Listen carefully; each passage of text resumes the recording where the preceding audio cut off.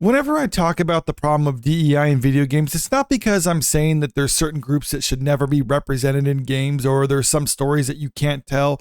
I think any type of character could be portrayed and any type of story could be told, just so long as it's done properly and with the right amount of care. The problem, though, is when you have companies that are trying to focus on DEI elements within their games, and that means there's probably the company culture that focuses on that as well.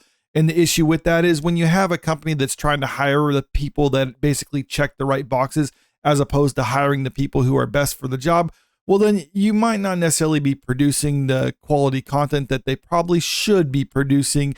Ubisoft is a prime example of that because they've said in the past that they're trying to prioritize DEI elements, even if it is to the detriment of their game. And now we're just finding out that apparently half the team behind Assassin's Creed Shadows are actually new to the video game industry. And I'm not saying new to the company itself, but basically they haven't even developed the game at all. And when you look at a long-standing franchise like Assassin's Creed, for instance, a lot of people might look at Assassin's Creed Shadows and think like, well, I might not have a whole lot of faith in this project or it might not look too good, but the Assassin's Creed games in the past have been good, even if I had my doubts on them. So maybe this one will be as well.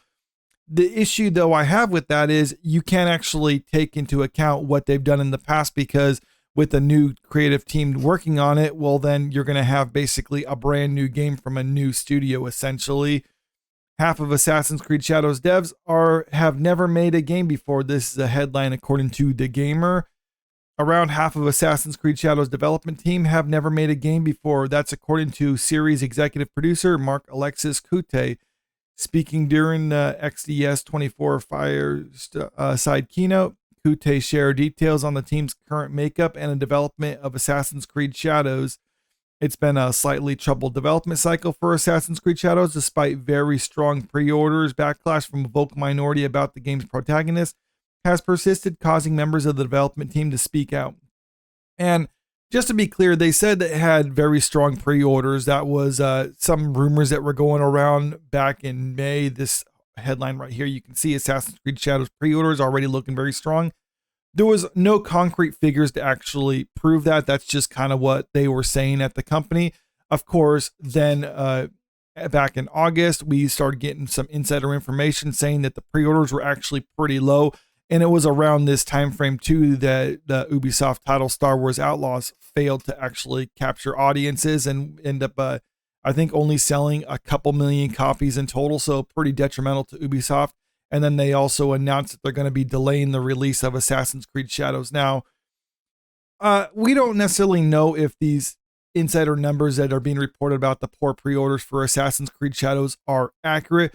But I think it stands to reason if the pre-orders were really strong, then they would have released it even if Star Wars Outlaws didn't really perform as well as they were hoping for. So I'm thinking the rumors about them actually having strong pre-orders are actually just faulty, and that this is probably the more accurate case right here where the numbers just weren't good for them. So they were delaying the release of it and hoping that they can actually fix what errors that they had with Star Wars Outlaws in order to make Assassin's Creed Shadow launch a little bit better for them.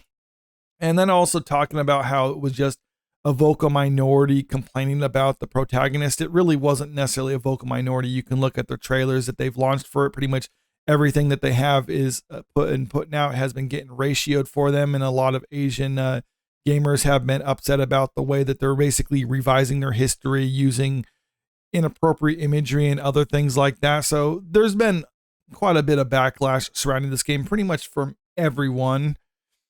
The release of Star Wars Outlaws didn't help Shadow's fate either, with the game's poor reception, meaning the latest Assassin's Creed title was delayed just 2 months before it was due to launch.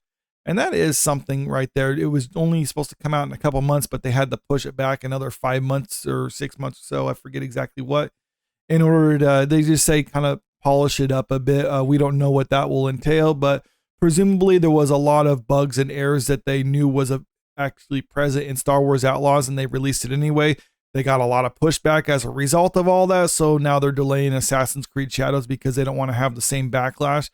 And again, this is something that's not because of the DEI elements present within Star Wars Outlaws. It's because Ubisoft doesn't have a track record, or at least admittedly, they, at least this is just kind of what I'm inferring to with them pushing DEI. They don't necessarily hire the best people for the job, and That's why Star Wars Outlaw had all those flaws in it upon launch.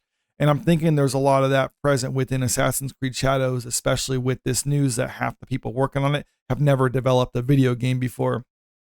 Now, during a keynote speech, as spotted by the Outer Haven, the series executive producer has discussed the team and its views on the game. He said, I've noticed since the pandemic, we've had a lot of juniors in our teams. The seniority has lowered globally. Probably half the team that's building Assassin's Creed is building the game for the first time. Yeah, it highlights that quote right here. Probably half the team that's building Assassin's Creed is building a game for the first time. So this isn't necessarily concrete figures where he's saying we had so many people work on it and then X amount of people of those are new to the video game industry. He's just kind of speaking off the cuff here, but still the sentiment remains that there's a lot of people working on this game who's never worked on a video game before. It could be half, it could be a little bit lower, it could be a little bit more. We don't know for sure, but this is just what the executive over at Ubisoft is saying. While Kute never outright states that this has caused issues with the development of Assassin's Creed Shadows, he shares that it has meant that the internal perception of the game have been skewed. You have to explain to them that even though they're playing the game right now and they think it's the worst thing they've ever seen, it's going to be good. We're going to get there. I've been there as a leader. And I understand the process of doing something creative like that, where as you're working on it, you think this is terrible. There's no way it's going to work, but you just kind of have to stick through it. And then when you get to the final product, then it's something better. But this isn't something good. I think he should be saying, like, people working on it right now are already thinking that this is the worst thing ever. You would think they'd be at least somewhat optimistic about it, because even if I've worked on stuff creatively and I didn't really see how it's going to come together, I always have faith that it's going to work out, even if I don't personally see it. But right now, I don't know. I mean, I think this is kind of an innocuous statement, but it's still kind of funny and doesn't really lend too much confidence in Assassin's Creed Shadows. Kute alludes to the fact that although Shadows may be rough now, when it comes to launch, things tend to click. I remember my first time on Assassin's Creed. It was July. The game was shipping in October. I thought there's no way this game is shipping. Then it gets 91 on Metacritic. I believe that is the first Assassin's Creed game that came out nearly 2 decades ago. With a little under 3 months to go, we're in the same time frame that Kute worked under with the aforementioned Assassin's Creed title. It means that all going well. The industry veteran is still confident with the product he and his team are producing. The issue, though, is that there's a lot of other gamers out there who aren't confident in the product that Ubisoft is going to be releasing with Assassin's Creed Shadow, and I think that reflected in what is likely poor pre-orders for the game, as well as the decision by Ubisoft in order to delay the release of the game so they can fix a lot of the issues that they had with it, or presumably fix a lot of the issues that they had with the game before it's released. And I do think that is a good move on their part in order to try to fix a lot of those bugs instead of just pushing it out there and saying like, we'll just put it out there anyway and let the gamers have to deal with it until we finally get around to doing patches. I think this is something that a lot of game developers should be doing instead of just treating the launch as basically, I don't know, kind of like a soft launch. We're like, okay, let's let the gamers actually play test it for us, and then they'll figure out where all the errors are with it, and then we fix it later.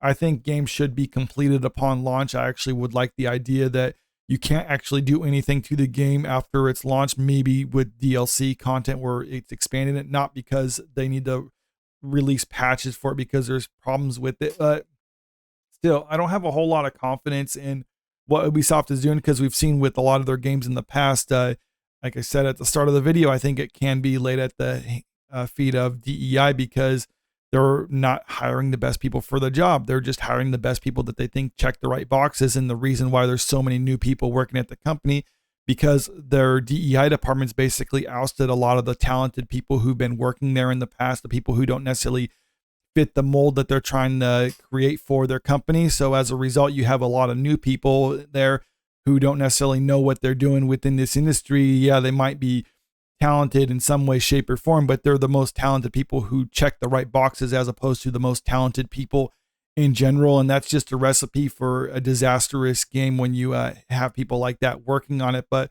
maybe I'm wrong. Maybe Assassin's Creed Shadows will actually be a good game, and all the stuff I've been saying for a while now, it will be proven faulty. But I don't know. Like I said, right now, from everything I've seen, it looks like this game is going to be another disaster. And other big releases that have happened in the past, Dragon Age: The Veilguard, for instance, I thought, even though that was didn't look too good, it's a popular franchise that's been around for a while, so I thought maybe that would still pull it off and be successful.